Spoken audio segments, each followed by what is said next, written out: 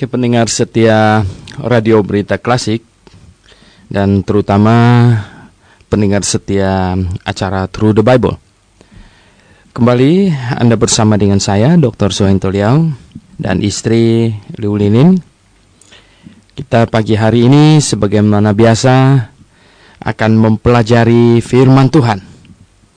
Adalah hal yang sangat indah jikalau seseorang yang mengasihi Tuhan bisa bangun pagi-pagi dan menenangkan diri memulai hari yang baru dengan mempelajari firman Tuhan. Keluarga yang baik adalah keluarga yang menjadikan firman Tuhan sebagai landasan keluarganya dan sebagai penuntun kehidupan sehari-hari. Dan mungkin di antara pendengar ada yang mendengarkan dari rumah, ada yang mendengarkan di perjalanan, mengantar anak sekolah, atau menuju ke kantor, atau kemana saja. Ya, kiranya Tuhan menyertai, memberkati semua yang Anda lakukan.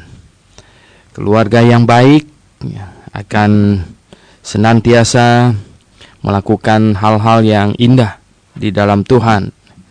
Anak yang manis adalah anak yang mentaati orang tua, sekolah dengan baik, dan orang tua yang baik senantiasa memperhatikan anak-anaknya.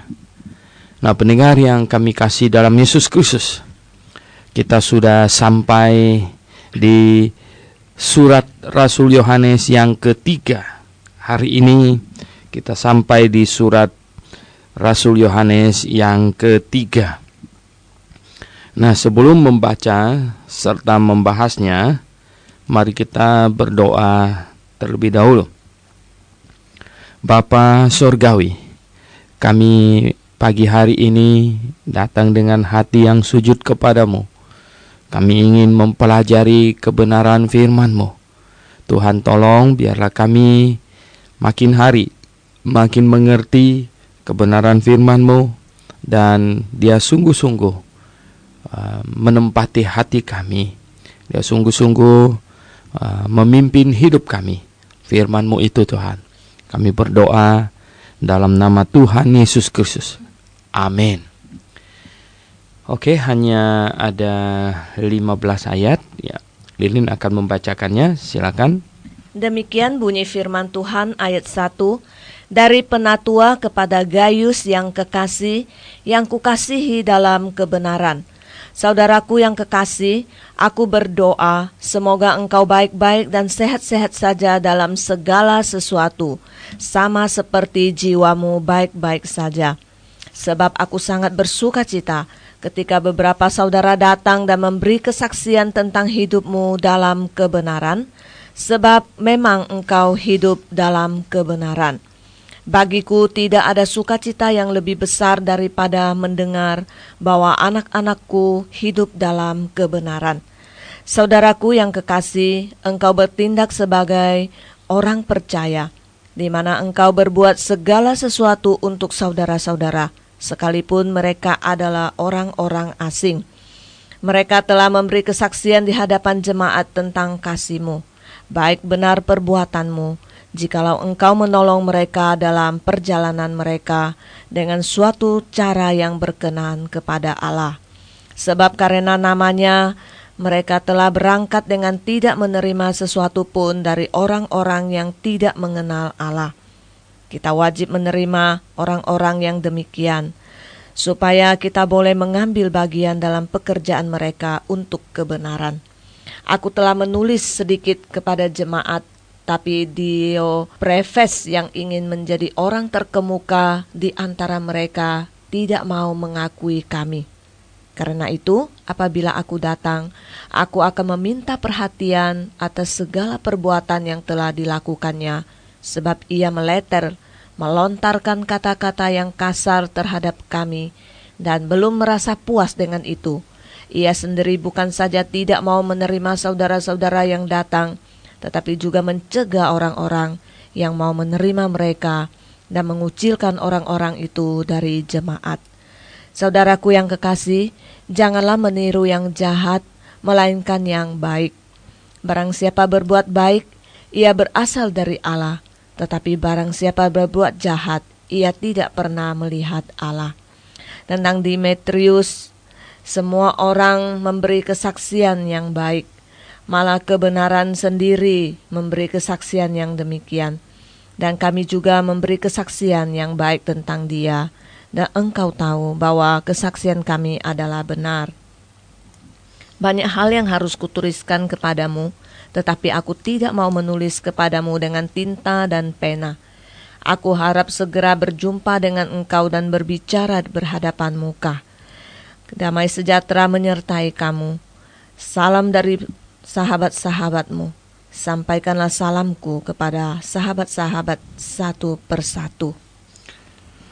Oke, pendengar yang kami kasih dalam Yesus Kristus, apa yang barusan dibaca adalah surat dari Rasul Yohanes yang ketiga. Dan kita sudah tahu bahwa Rasul Yohanes di akhir abad pertama itu melayani di pusat kekristenan yang telah berpindah dari Yerusalem ke Antioquia dan kemudian ke Efesus.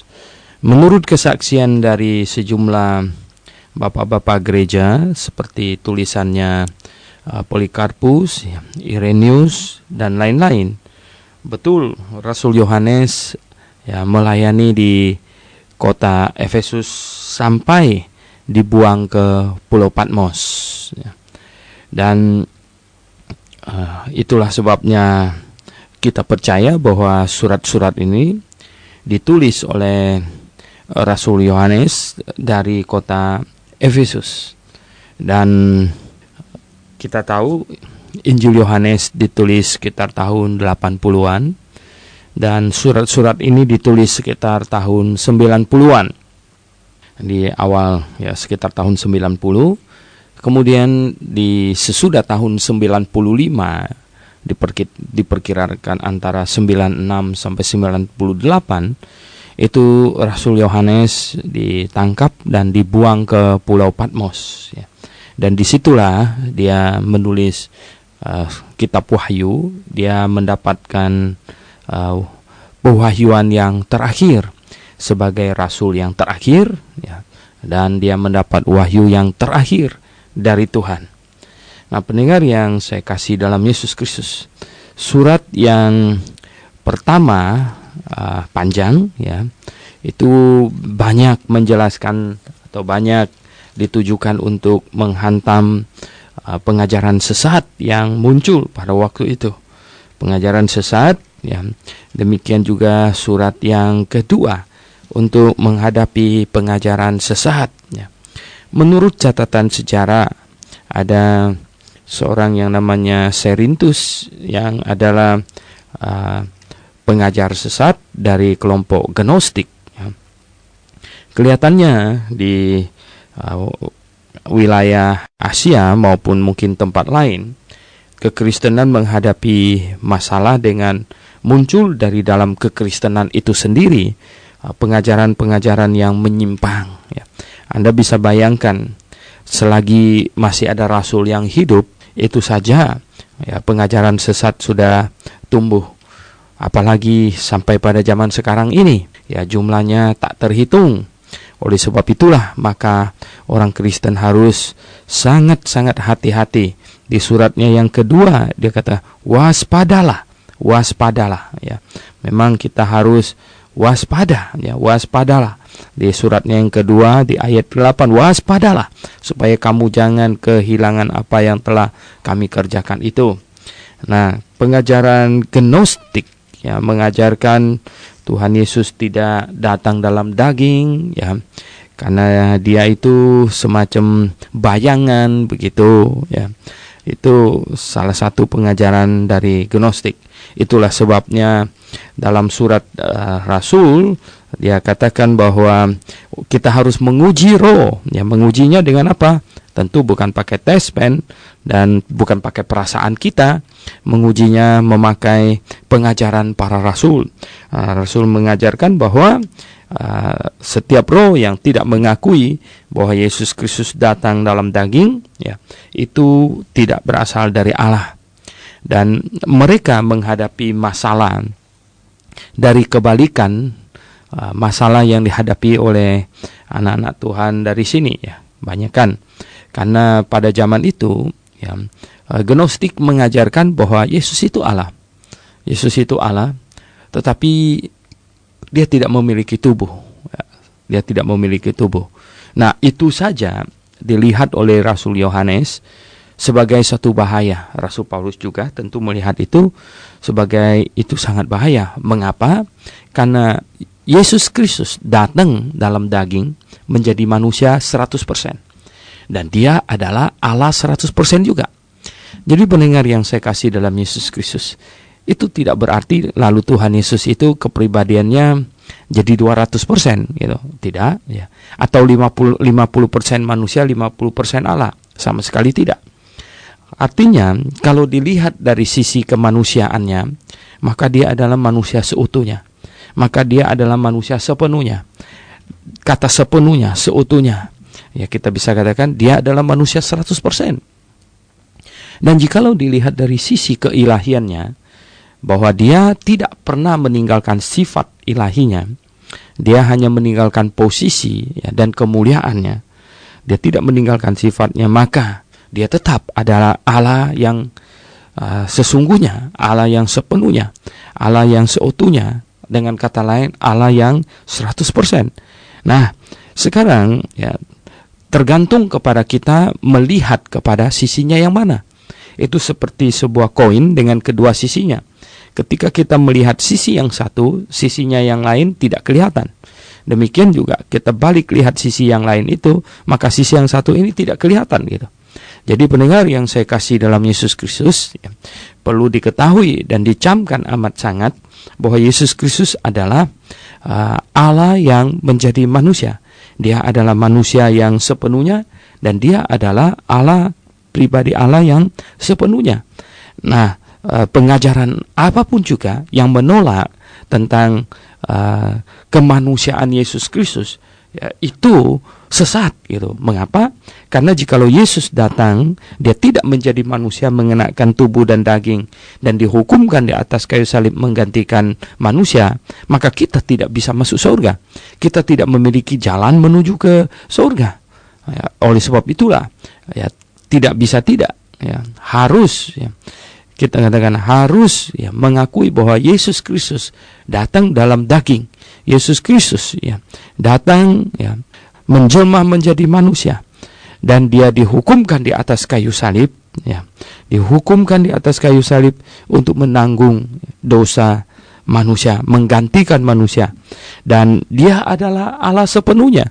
Dia tidak pernah meninggalkan sifat keilahiannya, karena dia adalah Allah. Dia meninggalkan posisinya, ya, yang setara dengan Allah. Dia meninggalkan kemuliaan surga, tapi dia tidak pernah meninggalkan sifat keilahiannya. Nah, pendengar yang kami kasihi di dalam Yesus Kristus, nah, hal ini harus sangat difahami.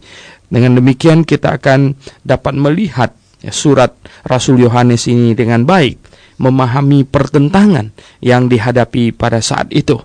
Dan, ya, harapan, ya, dengan surat ini ditulisnya adalah bahwa ketika kita menghadapi pertentangan, ketika kita hadapi penyesatan dalam doktrin dan lain sebagainya, maka, ya, surat Rasul Yohanes dan rasul-rasul yang lain bisa menjadi penguat, bisa menjadi pedoman bagi kita di dalam menghadapi semua pengajar sesat itu. Oke, pendengar yang kami kasih dalam Yesus Kristus. Nah, kita lihat di sini surat ini katanya dikirim, ya, tentu dari Efesus, kita memperkirakan itu, dan dikirim kepada, ya, dari penatua, artinya dari penatua dari Rasul Yohanes. Dia tidak perlu menuliskan namanya lagi karena dia sudah dikenal baik oleh penerima suratnya. Dan dari penatua kepada Gaius yang kekasih. Nah, pendengar yang kami kasih dalam Yesus Kristus, ini Gaius ini, kalau Gaius ini sama dengan Gaius yang di Kisah Rasul pasal 19, maka itu adalah Gaiusnya orang Korintus, ya. Gaiusnya yang tinggal di Korintus, ya, yang kemudian menyertai Rasul Paulus, ya. Kita lihat di 1 Korintus pasal 1 ayat 14, di situ Krispus dan Gaius adalah orang Korintus yang dibaptis oleh Rasul Paulus, ya. Dan ketika Rasul Paulus menulis surat dari Korintus ke Roma, di situ ada salam kepadamu dari Gaius yang memberi tumpangan kepadaku dan kepada seluruh jemaat di Roma, kan. Jadi pendengar yang saya kasih dalam Yesus Kristus, ya. Ini kita lihat Gaius, ya. Berarti Gaius adalah seorang yang sangat mengasihi Tuhan, ya. Dan kalau ini Gaius yang sama, ya bisa saja Gaius yang berbeda, karena ya sama seperti hari ini banyak orang nama Budi, ya, banyak orang mungkin namanya Tony gitu, ya, Gaius, ya. Yang mana dia Gaius, ya? Kalau kita melihat nama Gaius, memang di Korintus lah, ya, dia nama itu muncul. Nah, tetapi belum tentu, ya, belum tentu ini. Nah, di sini katanya ditulis kepada Gaius. Yang jelas, Gaius ini adalah seorang yang mengasihi Tuhan, adalah seorang yang sangat berperan, ya. Ada kemungkinan dia diaken, ya. Ini Gaius ini yang kekasih. Nah, jelas dia sangat dikenal oleh Rasul Yohanes, ya, yang kukasihi dalam kebenaran, katanya. Mengasihi dalam kebenaran. Pendengar yang saya kasih dalam Yesus Kristus, yang sangat indah adalah pernyataan-pernyataan Rasul Yohanes, kasih kebenaran, kasih kebenaran. Nah, kasih dan kebenaran itu adalah dua hal yang sangat penting, ya. Orang Kristen harus mengasihi dan mengasihi dalam kebenaran, ya. Jangan mengasihi tidak di dalam kebenaran. Banyak orang mengasihi tidak dalam kebenaran, ya, sehingga kumpul kebo itu mengasihi tetapi tidak dalam kebenaran mungkin. Jadi pendengar yang saya kasih dalam Yesus Kristus, kasih dalam kebenaran. Nah, ini sangat penting, tetapi tidak di dalam kebenaran. Nah, oleh sebab itu, baiklah orang Kristen memahami akan kebenaran ini, bahwa kasih yang benar selalu harus di dalam bingkai kebenaran. Harus, ya, dipagari oleh kebenaran. Nah, kebenaran itu apa? Kebenaran itu doktrin, ya. Doktrin, ya. Apa yang benar, apa yang salah? Pengajaran ini benar atau pengajaran ini salah? Nah, itu bicara tentang doktrin. Oleh sebab itu, pendengar yang saya kasih dalam Yesus Kristus, kita harus mengasihi di dalam doktrin yang benar. Nah, kalau orang Kristen lebih mementingkan kasih, lebih mementingkan perasaan, ya, seseorang, lebih menekankan itu daripada kebenaran doktrinal, maka, ya, gereja hanya tinggal tunggu waktu akan menyimpang. Ya, akan menyimpang. Oleh sebab itu, pendengar yang saya kasih dalam Yesus Kristus, kita harus menjunjung tinggi kebenaran di atas kasih. Ya, jadi kalau bisa, ya, dua-duanya, yaitu kebenaran dan kasih. Tetapi, ya, jika lu terpaksa harus memilih satu yang diprioritaskan, yang di atas yang satunya, maka tidak bisa tidak. Kebenaran haruslah di atas kasih. Nah, sekali lagi, ya, kebenaran harus di atas kasih. Kita pun memberitakan kebenaran dengan kasih, gitu, ya, memberitakan kebenaran dengan kasih. Kalau, ya, kebenaran tidak dengan kasih, itu kebenaran memang, ya, mungkin bisa dalam bentuknya yang angker, gitu, yang tidak bersahabat, ya. Tetapi jikalau kasih tanpa kebenaran malah tidak menyelamatkan sama sekali, ya. Oke, di ayat yang kedua katanya, saudaraku yang kekasih, aku berdoa semoga engkau baik-baik dan sehat-sehat saja dalam segala sesuatu, sama seperti jiwamu baik-baik saja. Nah, ini ucapan, ya, artinya harapan supaya Gaius, ya, dalam keadaan baik, sehat, seperti kerohaniannya yang sehat, ya. Kerohanian sehat, badan pun sehat, ya. Biasanya demikian, ya. Kalau kerohaniannya terganggu, ya, stres, ya, takut mati, ya, malah itu jadi cepat mati biasanya, ya. Jadi karena kerohanian tidak sehat, ya, maka akan menyebabkan tubuh juga tidak sehat, gitu. Stres terus, ya, bagaimana bisa sehat, gitu. Nah, di sini saudaraku yang kekasih, aku berdoa supaya engkau baik-baik dan sehat-sehat saja dalam segala sesuatu, sama seperti jiwamu, katanya, baik-baik saja. Nah, pendengar yang saya kasih dalam Yesus Kristus, jiwa orang yang percaya kepada Tuhan baik-baik, badannya sehat-sehat, ya, mestinya. Tidak berarti bahwa tidak akan ada sakit penyakit. Kita tinggal di dunia yang jahat. Sejak manusia jatuh ke dalam dosa, dunia ini dipenuhi dengan kejahatan. Hati manusia luar biasa jahatnya. Tahukah Anda virus yang paling membahayakan itu apa di muka bumi ini? Itu adalah hati manusia. Hati manusia itu virus yang paling membahayakan. Dia kuman yang paling ganas, saudara.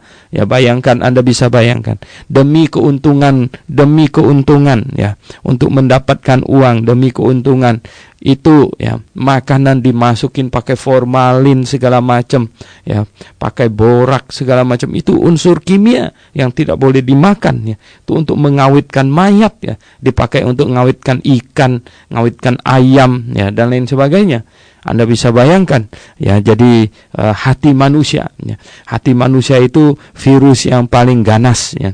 Jadi gara-gara banyak makanan yang hari ini, ya, tidak diolah dengan benar, bahkan sengaja dicampurkan dengan bahan kimia yang membahayakan, ya, menyebabkan apa? Oh, ya, manusia umurnya jauh-jauh lebih pendek sekarang, ya. Banyak ini, ya, yang kena sakit kanker, ya. Ini adalah bukti dari hati manusia yang sedemikian jahat itu, ya. Jadi pendengar yang saya kasih dalam Yesus Kristus, ya, oleh sebab itu, baiklah kita, ya, orang Kristen, berdiri teguh untuk kebenaran, dan kita menjadi saksi yang positif, ya, saksi yang baik, ya. Jangan karena keuntungan diri kita lalu apa saja dilakukan, gitu, apa saja dikerjakan, ya. Di sini, sebab aku sangat bersuka cita ketika beberapa saudara, katanya, datang dan memberi kesaksian tentang hidupmu dalam kebenaran, sebab memang engkau hidup dalam kebenaran. Oh, Rasul Yohanes sangat bersuka cita, ya, karena, ya, mendengar dan laporan, ya, bahwa Gaius, ya, begitu baik, dia hidup di dalam kebenaran, ya. Jadi beberapa saudara yang datang, ya, dari sana. Nah, kita tidak tahu apakah surat ini ditulis ke mana, apakah ditulis ke Korintus, ya, atau ke jemaat yang lain, ya. Tetapi di sini ada datang, katanya, memberi kesaksian tentang hidupmu dalam kebenaran. Oh, pendengar yang saya kasih dalam Yesus Kristus, jikalau orang memberi kesaksian bahwa engkau hidup di dalam kebenaran, bahwa sungguh, ya, ada saudara yang hidup dalam kebenaran, ya, namanya ini, katanya. Oh, ya, itu tersiar kemana-mana di antara orang-orang percaya. Itu adalah hal yang sangat indah. Itu pasti sangat menyenangkan, ya, mendengar akan hal itu. Jadi baiklah kita menjadi saksi yang positif seperti Gaius ini, ya. Bagiku tidak ada sukacita yang lebih besar daripada mendengar bahwa anak-anakku hidup dalam kebenaran. Rasul Yohanes melihat mereka semua sebagai anak-anak karena dia sudah tua, ya. Dia melihat, ya, katanya, bagiku tidak ada sukacita yang lebih besar daripada mendengar bahwa anak-anakku hidup dalam kebenaran. Pendengar yang kami kasih dalam Yesus Kristus, ya, tentu, ya, kerinduan semua pelayan Tuhan, kerinduan semua gembala jemaat, ya, apalagi kerinduan Rasul, ya, adalah mendengar, ya, anak-anak Tuhan hidup dalam kebenaran, ya. Itu adalah satu berita yang mensukakan hati, ya, menyukakan hati.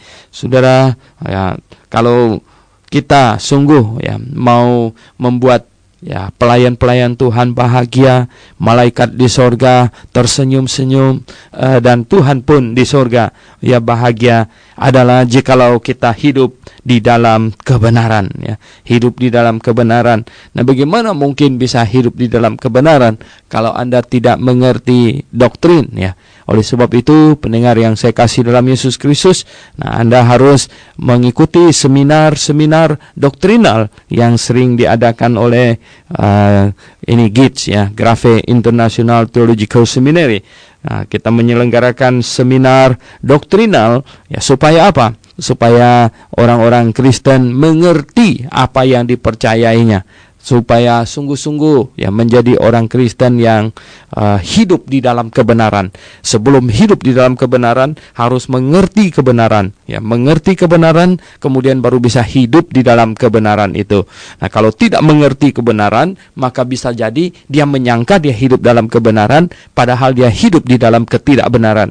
Oleh sebab itu, pendengar yang saya kasih dalam Yesus Kristus, marilah kita sungguh-sungguh meneman Tuhan, mempelajari Alkitab dengan sungguh-sungguh supaya kita hidup di dalam kebenaran. Sekarang kita ada di ayat 5. Saudaraku yang kekasih, kata Rasul Yohanes, engkau bertindak sebagai orang percaya. Ini masih mengenai Gaius, ya, mengenai Gaius, di mana engkau berbuat segala sesuatu untuk saudara-saudara, sekalipun mereka adalah orang-orang asing. Nah, ini bisa jadi mengenai orang yang di ayat yang ketiga, katanya ketika beberapa saudara datang dan memberi kesaksian. Jadi melintas di tempatnya Gaius, ya, dan kemudian tiba sekarang di Efesus dan memberi kesaksian gitu. Jadi saudaraku yang kekasih, ya, berkata kepada Gaius, engkau bertindak sebagai orang percaya. Jadi Gaius telah melakukan sebuah tindakan yang menunjukkan sifat atau sikap orang percaya, ya, di mana engkau berbuat segala sesuatu untuk saudara-saudara, engkau menolong saudara seiman, gitu, menolong mereka berbuat segala sesuatu, ya, untuk saudara-saudara, ya, sekalipun mereka adalah orang-orang asing, sekalipun engkau belum kenal mereka, sekalipun, ya. Nah, pendengar yang saya kasih dalam Yesus Kristus, zaman sekarang terlebih kalau kita mengenal orang itu. Nah, dengan dunia yang sekarang jauh lebih ramai dari dulu, ya, dan orang Kristen yang jauh lebih banyak dari dulu, ya, dan juga dengan gereja yang lebih beraneka ragam dari dulu, ya, maka, ya, orang Kristen sekarang ini kita harus bersikap kasih, tetapi kita harus berhati-hati, gitu. Harus berhati-hati. Wah, pendengar yang saya kasih dalam Yesus Kristus, saya sudah puas ditipu orang, ya. Sudah ini sering kali, ya. Mengapa? Ya, karena kita harus berbaik hati, ya, kita harus berbaik hati, ya. Seringkali ada orang datang, ya, berkata bahwa dia dari kota ini, ya, mau datang ke Jakarta, katanya mau cari familinya, nggak ketemu alamatnya, dan dompetnya dicopet, sekarang dia mau pulang tidak ada uang, dan begini begitu, ya. Akhirnya minta uang untuk ini pulang, ya, begitulah. Dulu saya sering ditipu, ya, kasih uang, ya. Setelah kasih uang untuk pulang, ya, ternyata 2 minggu kemudian lihat dia jalan-jalan gitu di jalan. Wah, ini orang nggak pulang nih, ada di sini. Nah, belakangan ini saya biasanya nggak mau lagi begitu, ya. Sekarang kalau ada yang macam begitu, saya suruh orang saya untuk bawa dia ke terminal, beli karcis untuk dia, suruh dia naik ke bus gitu, nggak kasih uang gitu, ya. Nah, pendengar yang saya kasih dalam Yesus Kristus, ya, yang begini biasanya dia nggak mau, dia bilang kasih uang aja, saya bisa beli sendiri karcisnya. Kita tahu ini bohong, ini, ya, ini bohong. Nah, pendengar yang saya kasih dalam Yesus Kristus, ini pernah satu kali ada satu anak muda, ya, datang kepada saya, katanya ibunya ada di rumah sakit di RSCM, katanya, ya. ya. Itu sakit dan sudah sembuh sih, tapi nggak ada uang untuk keluar katanya dari rumah sakit itu, katanya nggak bisa bayar ya. Oh, saya mendengar ya sangat kasihan ya. Istri saya mendengar ya sangat kasihan gitu. Pikir bagaimana ya orang sudah sembuh di rumah sakit, nggak ada uang untuk ngelunasinnya, nggak bisa keluar katanya. Ditanya berapa duit, katanya kurangnya sekitar 300.000 sekian gitu. Ya akhirnya kita tergerak juga ya toh. Tetapi karena sudah sering ditipu ya, jadi tentu nggak mau ditipu lagi gitu. Akhirnya ada kebetulan seorang penginjil ya dari gereja kami, istri saya berkata kepada penginjil, ini uang kamu pegang gitu, jangan kasih sama dia. Ikut dia pergi ke rumah sakit ya, dan bayar di rumah sakit itu supaya ibunya bisa pulang gitu ya. Bayar ke rumah sakit itu. Nah, akhirnya ya ini anak muda itu dibawa ke rumah sakit ya. Dibonceng ke rumah sakit gitu. Dan sampai di rumah sakit dia berkali-kali mau minta supaya uang itu diserahkan kepada dia. Tetapi penginjil itu bilang enggak ya, ini pesan ibu itu katanya ini mesti dibayarkan di kasir gitu ya. Katanya pergi lihat ibunya dulu karena di kamar nomor berapa gitu, cari-cari, dia juga puter-puter, dia kok pura-pura lupa di mana ibunya ada di kamar mana begitu ya. Nah, anehnya ya, sampai di sal di kamar itu dia bilang di sini ibunya, sepertinya dia mau minta supaya uang itu dikasihkan kepadanya. Terus penginjil itu tanya kepada suster-suster yang jaga di situ, ada nggak pasien nama ini di sini? Ya suster-suster bilang nggak ada gitu ya. Dan akhirnya ya, setelah dia agak kepepet gitu karena ibunya ternyata nggak ada di rumah sakit di situ ya. Akhirnya ya dia ya dibonceng sama penginjil itu pulang ke rumah dan dilihat di rumahnya ibunya sehat walafiat, duduk ngobrol sama mereka ya. Akhirnya diceritakan ini kasus ini kepada ibunya malu sekali karena dia orang Kristen ya. Anaknya bohong ya bahwa dia sedang sakit di rumah sakit dan lain sebagainya. Oh, sudah ada yang macam demikian, Anda bisa bayangkan ya. Jadi pendengar yang saya kasih dalam Yesus Kristus ya, ini zaman sekarang ini ya ada banyak sekali ya. Nah, saya dulu sudah lebih dari 15 tahunan ya. 15 tahunan sudah saya waktu itu ada seorang pemuda, dia datang ke gereja saya beberapa kali ya. Saya senang dengan dia gitu. Satu hari dia kagetin saya ya. Matanya dia ambil, dia copot, taruh di tangan begitu. Wih, saya kagetnya bukan main ya. Dan ternyata matanya mata palsu gitu ya. Mata palsu. Wah, saya kaget sekali ya. Kemudian dia kasih tahu saya, katanya matanya ini katanya ya sudah longgar katanya. Kalau seperti gigi palsu kita kan lama-lama longgar, jadi matanya sudah longgar katanya, enggak enak. Dia senang mau melayani Tuhan dan dia perlu ganti matanya katanya. Nah, terus saya bilang, oh ya begitu ya. Nah, itu berapa perlu uang untuk ganti itu mata palsunya? Dia sebut satu angka ya. Saya kasihan kepadanya, saya kepingin bayarin ganti ini mata palsunya supaya dia bisa melayani Tuhan dengan baik ya. Kemudian saya panggil ada satu orang saya bilang, kamu ini bawa mobil ini sama saudara ini pergi ke RSCM sana, dia mau bikin mata. Saya bilang, nah kamu yang pegang uangnya untuk ngebayarin dia gitu ya, semuanya gitu. Dia nggak mau ya, dia ngotot katanya, uangnya dikasihkan sama saya aja katanya. Oh, saya bilang enggak. Saya bilang, kalau kamu mau ganti matanya kamu, saya bilang, anak kamu ikut ini ya, ikut saudara ini ke sana gitu. Wah, dia malah marah sama saya, dia mau pukul saya gitu. Wah, saya kaget sekali ya. Ada orang minta uang sama orang pakai paksa, mau pukul kita lagi gitu. Nah, pendengar yang saya kasih dalam Yesus Kristus ya.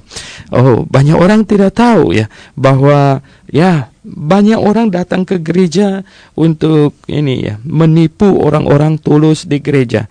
Nah sekarang ya saya makin hari belajar ya, jadi tidak mau tertipu lagi sama yang demikian. Nah pendengar yang saya kasih dalam Yesus Kristus, lihat di sini ya, Rasul Yohanes memuji Gaius ya. Gaius baik, dia menyambut saudara-saudara sekalipun ya bagi dia masih orang asing. Oke, zaman itu kan jumlah orang Kristennya belum banyak ya, dan ya rasanya yang jahat seperti mau nipu macam begitu, bilang ibunya di rumah sakit padahal enggak, itu rasanya sih enggak sampai segitu waktu itu ya.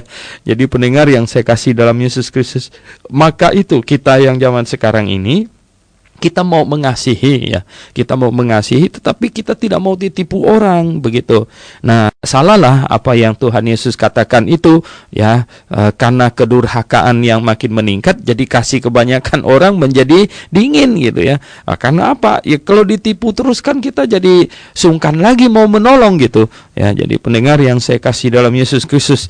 Nah, ayat yang ke-6 katanya, mereka telah memberi kesaksian di hadapan jemaat tentang kasih-Mu. Nah, ini orang-orang yang diterima oleh Gaius itu memberi kesaksian ya di hadapan jemaat di Efesus gitu, baik benar katanya perbuatanmu ya. Oh katanya Gaius itu orangnya baik sekali ya, kami sungguh terkesan dengan kebaikannya. Mungkin mereka cerita, jikalau engkau menolong mereka dalam perjalanan mereka ya, sebenarnya bukan jikalau ya, ketika engkau menolong mereka dalam perjalanan mereka dengan suatu cara yang berkenan kepada Allah ya, dengan suatu cara yang berkenan kepada Allah ya. Jadi betapa ya Gaius sudah menolong orang-orang yang akhirnya tiba sampai ke Efesus itu ya. Jadi cara yang berkenan kepada Allah, cara yang berkenan kepada Allah tentu yang menolong orang yang tidak membuat dia manja, tidak menyebabkan dia jadi rajin jadi penipu gitu ya. Jadi ya kita mau menolong orang, tetapi ini kalau jadi penipu terus, ini bagaimana ini ya? Mentang-mentang dengar orang Kristen itu mesti kasih begitu, lalu memanfaatkan ya, mengambil kesempatan dalam kesempitan orang. Jadi akhirnya datang menipu hamba-hamba Tuhan ya, orang Kristen. Nah itu tidak pantas gitu ya. Yang macam begitu tidak pantas diberi kasih gitu, dapat dikasih hati gitu ya. Karena apa? Ya, karena dia sebenarnya penipu, ini penjahat ini ya, penipu. Nah pendengar yang saya kasih dalam Yesus Kristus ya, hati-hati ya, hati-hati, kita perlu mengasihi ya. Harus ya, sebagai orang Kristen kita harus mengasihi di dalam kebenaran. Tetapi ya kita tahu bahwa kita tidak boleh ini ya, membesarkan penipu ya, tidak boleh memanjakan penipu gitu. Ayat 7 katanya, sebab karena namanya mereka telah berangkat dengan tidak menerima suatu pun dari orang-orang yang tidak mengenal Allah. Nah, ada kemungkinan orang yang singgah di tempat Gaius sampai ke Efesus inilah adalah orang-orang yang dianiaya sehingga mereka harus lari dengan tidak membawa apa-apa, sehingga ya pada zaman itu ya, pada masa penganiayaan macam begitu ya, orang Kristen betul-betul harus bersatu hati, saling mengasihi ya, karena orang dianiaya dari satu tempat lari ke tempat yang lain ya. Nah pendengar yang saya kasih dalam Yesus Kristus ya, kalau ya terjadi penganiayaan terhadap kekristenan yang alkitabiah, kita sebagai orang Kristen yang benar, yang alkitabiah ya, tidak ada pilihan selain kita juga ikut menolong ya, memberikan perhatian, meringankan penderitaan sesama saudara seiman yang mengalami penganiayaan ya. Sebab karena nama Tuhan Yesus, mereka telah berangkat dengan tidak menerima suatu pun dari orang-orang yang tidak mengenal Allah ya. Di situ jadi tidak bisa mengambil apa-apa mungkin dari milik mereka ya, sehingga pada waktu itu ya, kalau orang menjadi Kristen, rumahnya dirampas, hartanya dirampas. Itu kita bisa baca di surat Ibrani ya. Di surat Ibrani itu rumahnya dirampas semuanya gitu. Nah pendengar yang saya kasih dalam Tuhan Yesus ya, hidup yang sungguh ya, satu perjuangan untuk menjadi orang Kristen pada saat itu. Nah, kita wajib menerima orang-orang demikian, kata Rasul Yohanes di ayat 8. Kita wajib menerima orang-orang yang demikian. Ya betul ya.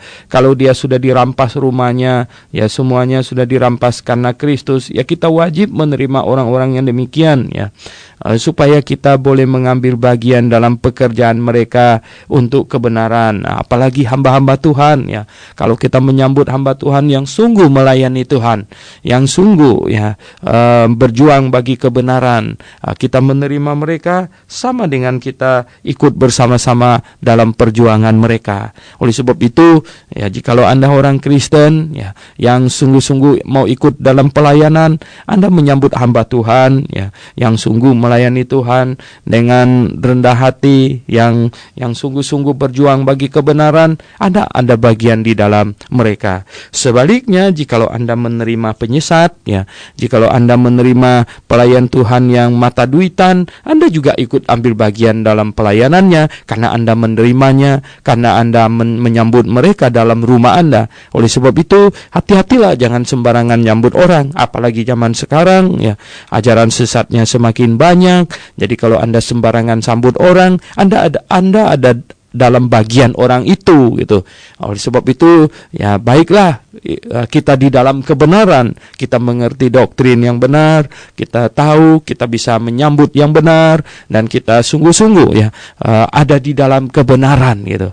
Jadi pendengar yang saya kasih dalam Yesus Kristus, banyak orang tidak tahu ya bahwa kalau dia pergi ke gereja yang salah, dia kasih persembahan di situ, dia sudah ikut ambil bagian dalam penyesatan ya. Oleh sebab itu baiklah, nomor satu kita harus ada di dalam kebenaran dulu. Jadi kita harus ke gereja yang benar ya, kita beriman dengan benar. Nah barulah kita bisa hidup di dalam kebenaran, di dalam kasih yang benar gitu. Jadi pendengar yang kami kasih dalam Yesus Kristus, katanya wajib ya, kita wajib menerima orang-orang yang demikian supaya kita boleh mengambil bagian dalam pekerjaan mereka untuk kebenaran ya. Ayat 9, aku telah menulis sedikit kepada jemaat, katanya menulis sedikit kepada jemaat, tetapi ya Diotrefes yang menulis sedikit kepada jemaat. Apakah itu surat Yohanes yang kedua? Mungkinan ya tulis sedikit kepada jemaat katanya, tetapi Diotrefes ini sangat mungkin dia gembala di satu jemaat di situ ya, yang ingin menjadi orang yang terkemuka di antara mereka, tidak mau mengakui kami. Rupanya Anda bisa bayangkan ya, Rasul Yohanes tidak diakui. Muncul orang yang betul-betul gila hormat ini ya, Diotrefes ini. Nah, kalau ada orang yang gila hormat ya di dalam gereja segala macam, itu perlu dikasih nama Diotrefes ya. Diotrefes yang ingin menjadi orang terkemuka di antara mereka ya, tidak mau mengakui kami, tidak mau mengakui ini otoritas Rasul Yohanes. Bayangkan ya, waduh hebat juga ya. Nah ada yang demikian ini. Karena itu katanya, apabila aku datang, kata Rasul Yohanes, aku akan meminta perhatian atas segala perbuatan yang telah dilakukannya. Nah Rasul Yohanes bilang, kalau aku datang aku akan meminta pertanggungan jawabannya. Mengapa begitu ya? Sebab ya Diotrefes ini menolak orang-orang yang diutus oleh Rasul Yohanes ya. Mungkin dia terpengaruh oleh pengajaran gnostik ya, terpengaruh oleh ajaran sesat, maka jadi begitu ya. Nah karena itu katanya, apabila aku datang, aku akan meminta perhatian atas segala perbuatan yang dilakukannya, sebab ia meleter, katanya meleter ya. Meleter itu menggosip itu kalau sekarang bahasanya ya, menggosip ya, meleter ya, menggosip, melontarkan kata-kata yang kasar ya. Wah mungkin dia ini ya memakai kata-kata yang tidak baik gitu, kata-kata yang kasar terhadap kami katanya. Rupanya sampai juga ke kupingnya Rasul Yohanes ya. Jadi pendengar yang saya kasih dalam Yesus Kristus, ini nggak benar ini ya, ini Diotrefes ini ya, dia terpengaruh oleh pengajaran yang tidak benar. Kemungkinan akhirnya dia tidak mau mengakui otoritas Rasul Yohanes ya. Dia kepingin jadi yang terkemuka, kelihatannya dia kepingin menyombongkan diri gitu. Jadi tidak mau menerima otoritas ya yang telah ditetapkan, karena rasul dan nabi itu menerima wahyu langsung dari Allah ya, sedangkan Diotrefes ini siapa gitu ya. Jadi dia tidak mau melihat ya dirinya, ya tidak mau melihat itu kondisi dirinya itu. Nah katanya belum merasa puas dengan itu, katanya ia sendiri bukan saja tidak mau menerima saudara-saudara yang datang. Jadi saudara-saudara yang datang ke situ tidak mau diterima ya, ditolak sama dia ya, ditolak sama dia. Ini orang-orang dari orang Kristen yang lain gitu yang datang ke sana ditolak sama dia ya. Ia sendiri bukan saja tidak mau menerima saudara-saudara yang datang, tetapi juga mencegah orang-orang yang mau menerima mereka dan mengucilkan orang-orang itu dari jemaat. Nah, pendengar yang saya kasih dalam Yesus Kristus, ternyata Diotrefes ini melakukan mendisiplin jemaatnya yang menerima orang-orang yang dari gereja lain ya, dari ini maksudnya bertamu ke situ ya, menginap di situ. Jadi barang siapa yang menerima mereka, malah orang itu dikucilkan dari jemaat. Oh ya, pendengar yang saya kasih dalam Yesus Kristus, terjadi satu ini ya, perselisihan ya.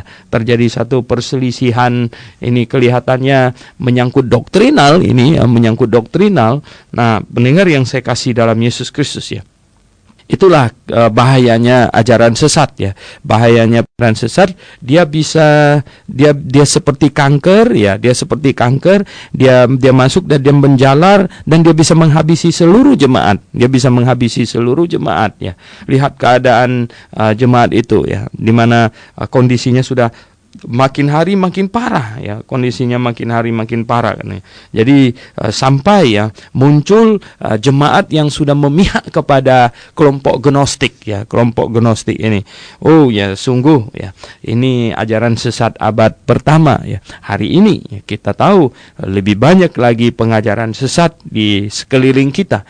Oleh sebab itu, pendengar yang saya kasih dalam Yesus Kristus, kalau engkau tidak menjadi orang Kristen yang kritis, yang sungguh-sungguh memperhatikan doktrin gitu ya, maka saya katakan bahwa bisa jadi jeripayamu sia-sia gitu ya, jeripayamu sia-sia.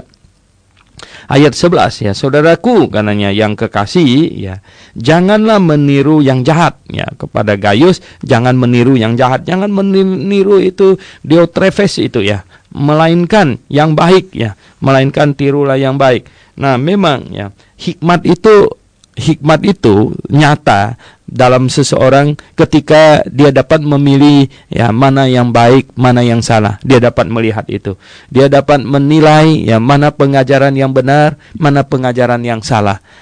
Tidak terlepas ya dari semua hal yang kita amati di dunia ini, semuanya ya perlu dinilai, dan ya kebenaran itu, kebenaran doktrinal itu harus berdasarkan pada Alkitab. Nah, pendengar yang saya kasih dalam Yesus Kristus ya, mungkin Anda mendengar Through the Bible cukup lama, mungkin pengajaran yang disampaikan oleh saya bertentangan dengan apa yang diajarkan oleh gereja Anda. Nah, ketahuilah ya bahwa gereja itu atau tradisi gereja itu bukan standar kebenaran. Yang jadi standar kebenaran itu Alkitab gitu. Ya, Alkitab standar kebenaran. Hati-hati ya, jangan sampai bergeser. Fondasinya jangan bergeser. Kalau fondasinya bergeser itu gempa bumi namanya. Ya, gempa bumi itu fondasinya goyang. Anda fondasi jangan goyang ya. Alkitab adalah satu-satunya kebenaran gitu.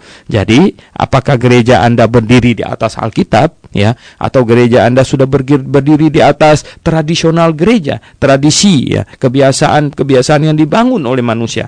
Nah, hati-hati ya, supaya Anda ada di dalam kebenaran. Sekali lagi, jadilah orang Kristen yang kritis gitu.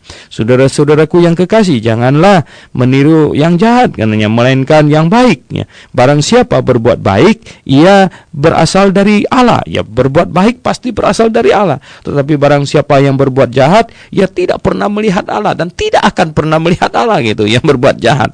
Nah, pendengar yang saya kasih dalam Yesus Kristus ya, tidak mungkin salah. Tidak mungkin salah ya, bahwa yang dari Allah melakukan kebaikan, yang dari iblis melakukan kejahatan, itu tidak pernah salah ya. Maka itulah hati-hati ya, menilainya dengan baik ya, agama mana yang sungguh-sungguh berasal dari Allah. Kalau Anda ya sudah begitu giat menjalankan ibadah agama dan ternyata masuk neraka, wah celakanya bukan main itu ya. Jangan sampai gitu. Oleh sebab itu, sebelum menghembuskan nafas yang terakhir, masih ada kesempatan bagi kita untuk menilai dan berubah ya, percaya kepada yang benar gitu. Ayat yang ke-12 ya, tentang Demetrius. Nah, semua orang memberi kesaksian yang baik. Nah, ada satu lagi contoh yang baik di sini. Demetrius ya, orang memberi kesaksian yang baik. Malah ya kebenaran sendiri memberi kesaksian demikian. Maksudnya kebenaran itu adanya firman Tuhan ya. Seperti tadi itu, kebenaran membuktikan, karena kebenaran mengajarkan kalau yang dari Allah itu baik, yang dari iblis itu tidak baik. Jadi kebenaran sendiri memberi kesaksian ya tentang itu ya, kesaksian yang demikian. Dan kami juga memberi kesaksian yang baik tentang dia.